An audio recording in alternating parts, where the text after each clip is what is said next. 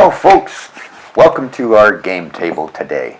Today we're going to tell you all about unstable unicorns. It helps to be a little bit unstable to play this game. I mean, look at my hat. It's wonderful. It's not a requirement to be unstable. It just makes the game better to play. Also, what makes it better to play is if you have refreshments, like Tim Hortons coffee or a juice box, maybe some popcorn, maybe some pop and chips, all the really good stuff. As you can see, my friends didn't bring any drinks at all. And as you can see, my friend here and here did not bring their hats, but this guy did. So this is Stella, she's a good friend of mine, and then Frankenstein, and then we have Jeff. So these guys are all going to play the game with me today.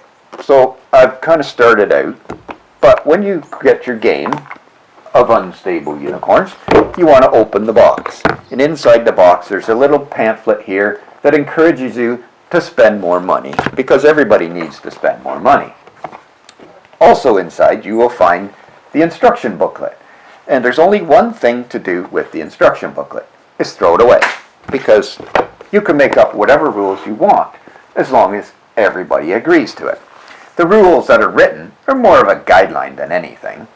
At least that's what I've learned from my kids. They say, Dad, as long as everybody agrees to the rules, who cares what they are? So, anyways, the object of this game is to get 7 unicorns in your stable. So this is your stable in front of you. That's where you're going to place all your face-up cards. But you want to get 7. The rest of them, what you're going to do is you're going to give everybody that's playing with you one of the baby unicorns. They're the white back cards. After you give everybody those cards, you're going to put the rest in the nursery. Well, they call it the nursery. It's just a pile in the middle. And then you have your card, your playing cards here, and then when they're flipped over and used, that's just the discard pile. But anyways, you're going to deal 5 cards out to each one of your friends. And they're all going to look at their cards, because you need to look at them to see what you're going to do. And also, if you want to make things a little easier for each player, there are 8 of these little quick reference cards. I call them quick references. I don't know what they call them in the book, because why would you read the instructions? So anyways, inside your cards and in the pile here, you have upgrade cards, downgrade cards, magic cards, nay cards. I like those.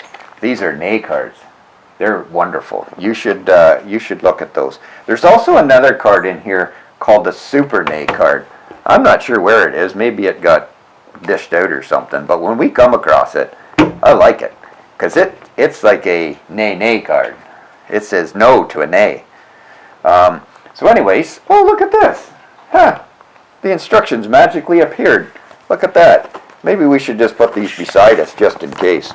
So, oh yeah, there was also 2 instant cards. Those are cards that happen right away, I guess. Yeah. Oh yeah, I can also tell you about, they call this the draw pile. I call it the play pile.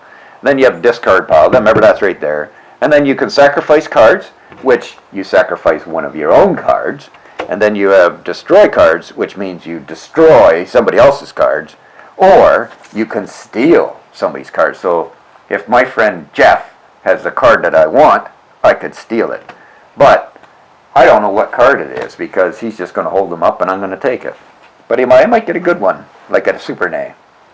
So anyways, like I said, there's the nay. That means no. So if somebody plays a card I don't like, I can put the no down or the nay down anytime I want.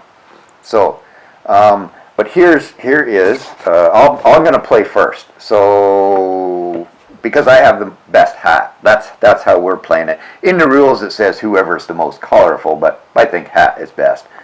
So this card says your hand must be visible to all players.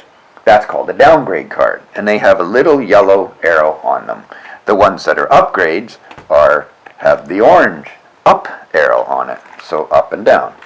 So anyways, I think I would like to give that to Frankenstein over here. So he's got to put that in his stable, and then he's got to flip all his cards over so that we can all see them. So the benefit of that is if I get to steal somebody's cards, I could go, hey, look at Frankenstein here has the super nay card, and I like that card, but I don't have one of those steal cards yet. So another card is, here's one, this is an upgrade instead of a downgrade. It says, if this card is in your stable at the beginning of your turn, you may sacrifice a card, that's one of your own, and then destroy a card, which would be somebody else's. That would be in their stable. But I could put that down there. So, but to back up a little bit here, there are 4 parts to your play. So as it says here, it says to take your turn, the beginning of your phase in your stable. So that would be, if that card was in my stable, the glitter bomb, the upgrade one, it says if this card is in your stable at the beginning of your turn, you may sacrifice a card and then destroy a card. So I could say to Frankenstein, well, first I'd have to sacrifice one of my own, which, if I didn't like, say, this card, I could put it there. And then I could destroy one of the other ones, like Frankenstein over here. What's he got? Maybe, I don't like this unicorn oracle card, so I put it there. So I destroyed it. When you destroy it, it goes into the discard pile. So then, after you do the, if this card is in the beginning of your pile, you have to play those first. And if you miss it, tough luck, because they're usually upgrade cards. Then you draw a card. You pick up a card from the pile. And you can go, oh, I like that card, I'm going to keep it in there. Then you have, the next stage is action phase. So you can either play a unicorn, like this is a basic unicorn. I could put it down there, or there could be a magic card, which I don't have, but you'll see them, and a downgrade card, what I just put over here in his stable, which was the nanny cam. So I wanted to play it on Frankenstein.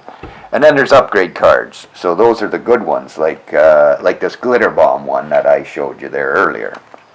So that's, and then you could draw from the card pile. So if you didn't have anything you wanted to play, you could just pick up a card and put it in your hand. And then that is the end of your turn. And then the next guy gets to go. So would you like to go, Stella? I think it's your turn. All right, let me see. She's got, just because she has trouble holding her cards with her paws, so I'll just hold them for her. So she's got some good cards here. She's got a nay card, that means stop. So say that card here, the nanny cam, if that card was there and Frankenstein wanted to stop it, he could nay it, and then they just go in the discard pile. But Frankenstein didn't have an A card, but Stella does. So she could play any one of her cards. But first of all, if she had a card in here that says, if this card is in your stable at the beginning of your turn, she'd play that first. And then she would draw her card, see what she got. And if she got a card she'd like to play, she could play that, or she could play one out of her hand. So then, if she doesn't want to do it, she could pick up. That's the end of her turn. And then Frankenstein gets to go, and then Jeff gets to go. And when when we run out of cards here, that's the end of the game. Or if one of us gets 7 unicorns. Now it says it takes about 30 to 60 minutes, but I played this with my kids the other day, and after about an hour, we're like, this game's nowhere near over. So anyways, best thing to do is put your cell phones away, put all your distractions away, and play the game.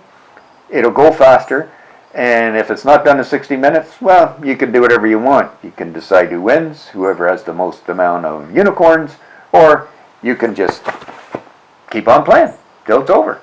So anyways, that is the basic of how to play unstable unicorns.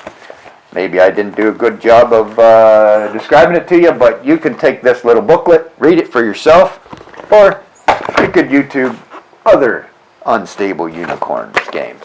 So there again, unstable unicorns. Make sure that you wear a great hat when you play this game, because it makes it better.